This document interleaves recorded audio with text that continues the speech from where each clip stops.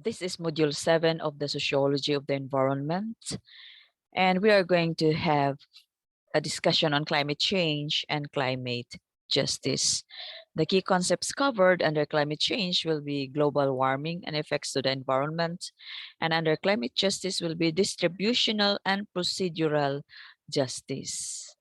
Now, climate change refers to a large-scale change in one or more basic climate components such as temperature, or precipitation of either raindrops, snow, sleet, or hail, as in hailstorm. Such a change would be significant enough to have a profound impact on the natural environment and human society, which we have been discussing ever since we started this class. Now, climate change is perfectly natural and has taken place many times over the geological record. During the last ice age, which ran from 2 million years ago until 10,000 years ago, temperatures fluctuated considerably. This led to cold periods called glacials, when ice sheets advanced southwards over much of Europe and North America, and warmer interglacial periods when temperatures exceeded. Most recently, however, the term climate change has become synonymous with global warming, as scientists have become increasingly convinced that temperatures worldwide are on the increase. By global, we mean surface temperatures have increased 0.3 to 0.6 degrees centigrade since the late 19th century.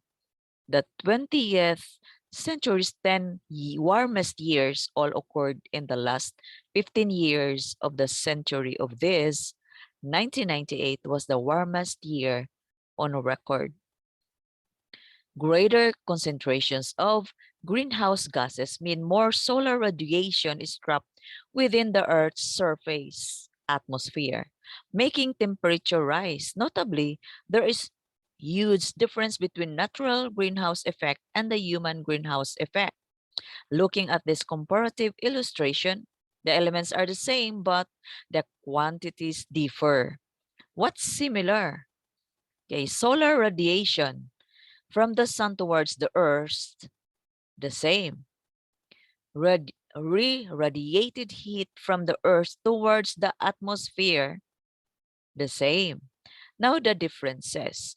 More heat escapes into space in natural greenhouse effect, while less heat escapes into space with human enhanced greenhouse effect. In consequence, while there is less re-emitted heat towards the Earth in natural greenhouse effect, there is more re-emitted heat towards the Earth with human enhanced greenhouse effect.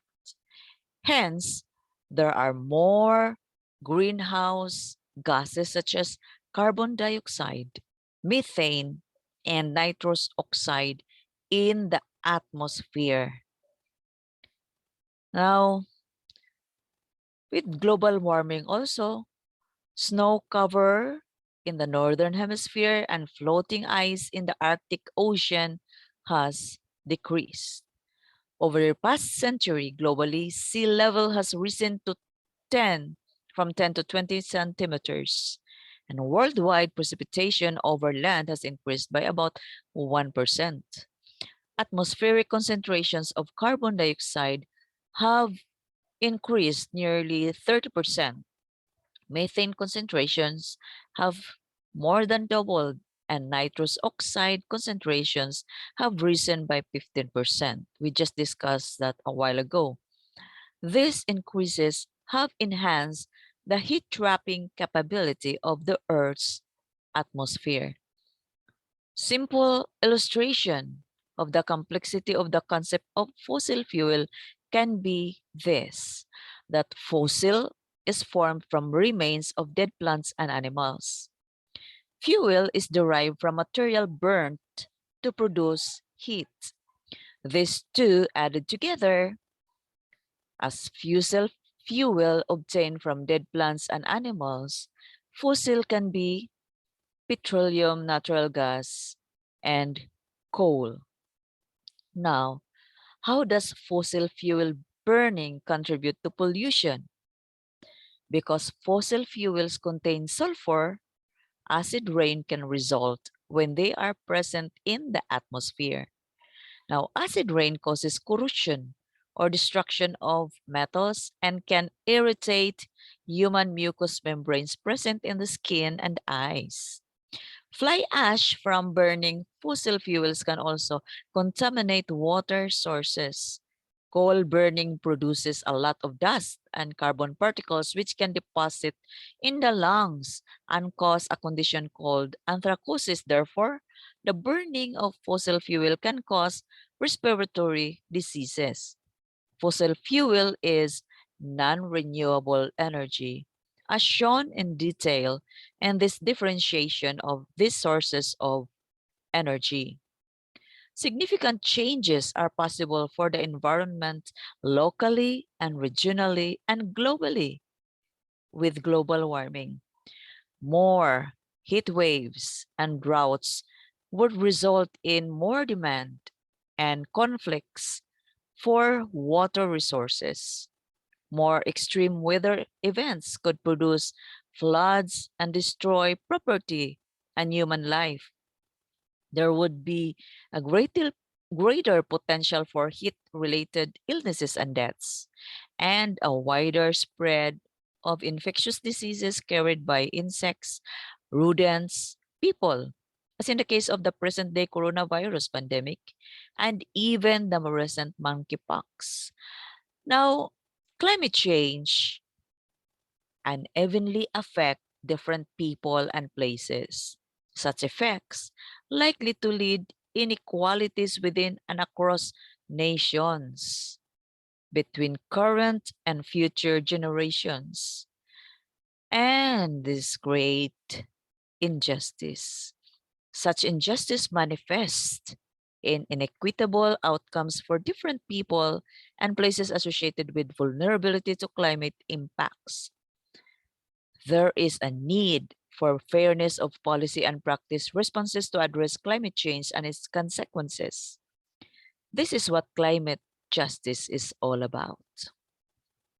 There is that high call amongst the international community to respond to the agenda involving human rights and international development, sharing the benefits and burdens associated with climate stabilization that we need. Climate justice as a concept recognizes that although global warming is a global crisis, its effects are not felt evenly around the world. The worst effects of the climate crisis, for example, extreme heat, flooding, and crop failures, are disproportionately felt by countries and communities in the global south, to where we belong. The blame for creating the crisis we find ourselves in is not shared evenly, either in an utter travesty of justice. The places which are currently suffering the effects of global warming bear little or no historical responsibility for causing it. Instead, the blame overwhelmingly lies with the rich countries of the global north, which used vast quantities of fossil fuels to power their industrial growth. For example, for carbon emissions, just one country, the United States, is responsible for more than a quarter of all carbon emissions to date, while the total for the entire continent of Africa is under 3%. See the disparity of the situation?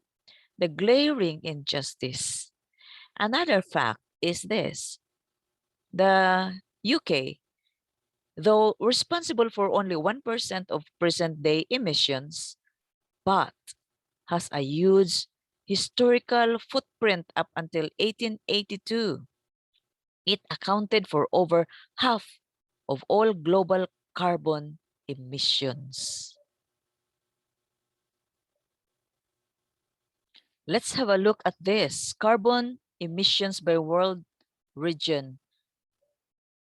Cumulative carbon dioxide emissions by region from the year 1750 onwards. Emissions are based on territorial emissions, production-based, and do not account for emissions embedded in trade. This measures carbon emissions from fossil fuels and cement production only. Land use change is not included. Now look at this. Asia, which exclude China and India. Now, the ones, let's just highlight those that we have mentioned. United States, look at the United States carbon emission that we just mentioned a while ago. And then in comparison to the whole continent of Africa. Oh, that's the disparity that is very much glaring here in the chart. And we mentioned UK, so here it is. Very large amount here, but then it is decreasing at present. To continue with climate justice, just here represents that some chance of a safe climate for future generations, an equal distribution of the remaining global carbon budget between countries, a transition in which the costs are distributed progressively, where everyone's essential needs for housing, transport, and energy use are met. Now, ensuring that collectively and individually we have the ability to prepare for, respond to, and recover from climate change impacts, and the policies to mitigate or adapt to them by considering existing vulnerabilities, resources, and capabilities.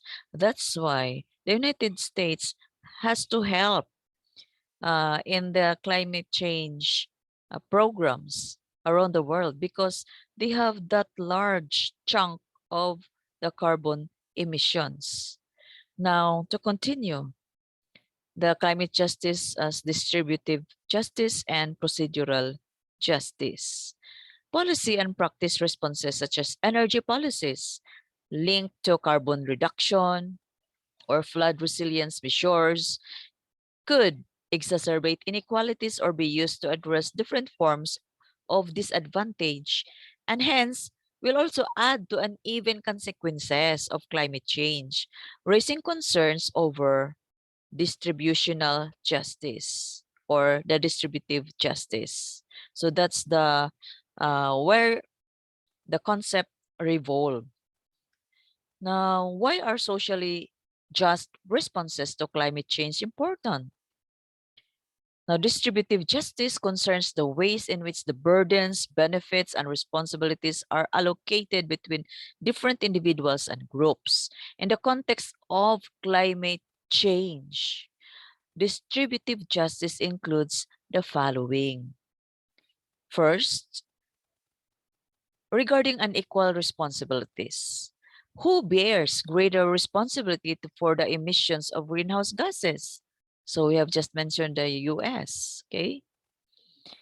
Now, with regards to unequal impacts of climate change, who is more adversely affected by the extreme weather events that will increase in frequency and intensity? Of course, we know that the third world countries are more prone to it and are vulnerable, the most vulnerable. Third, unequal impacts of policy responses.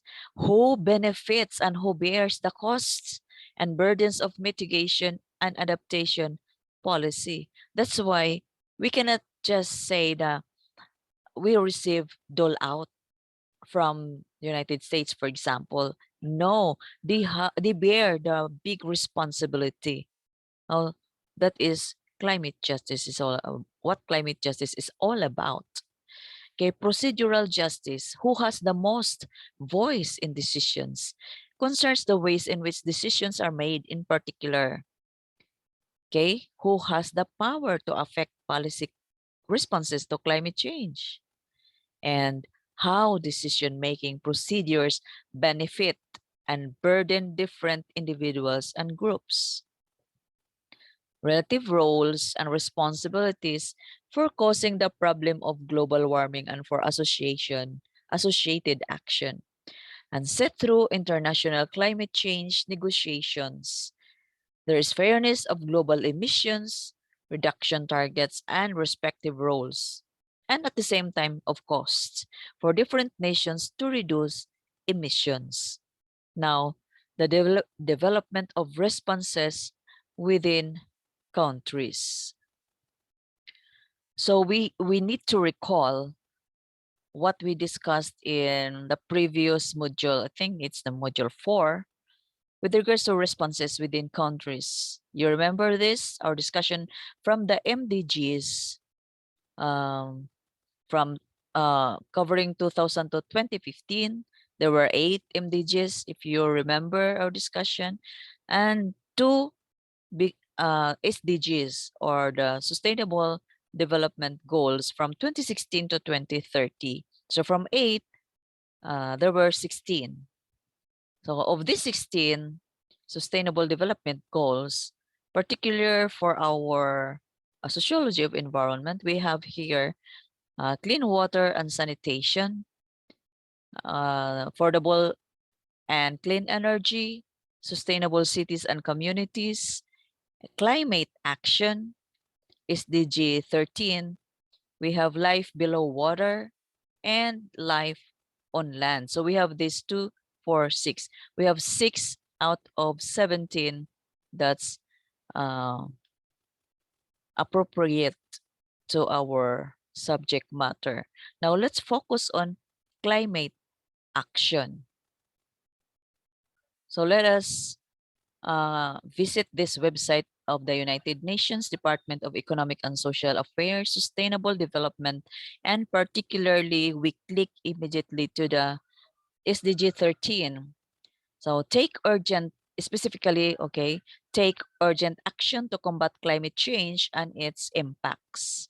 Let us see. So we have here these related topics and the overview.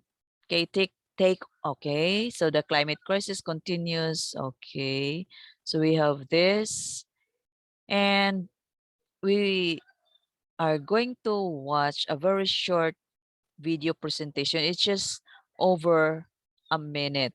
So when we click the video, it leads us to the YouTube channel of the United Nations. So it's just over a minute.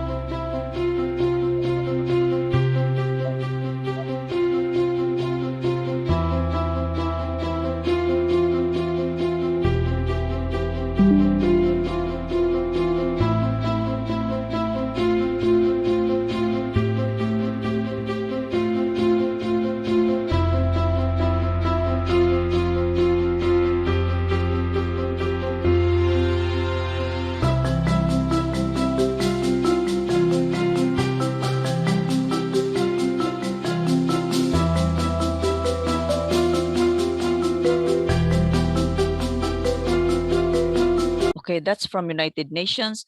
This particular video is how Philippines responded to that SDG 13 climate action.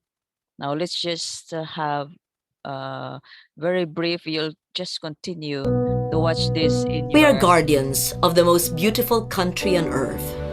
We're creative, hardworking, and proud.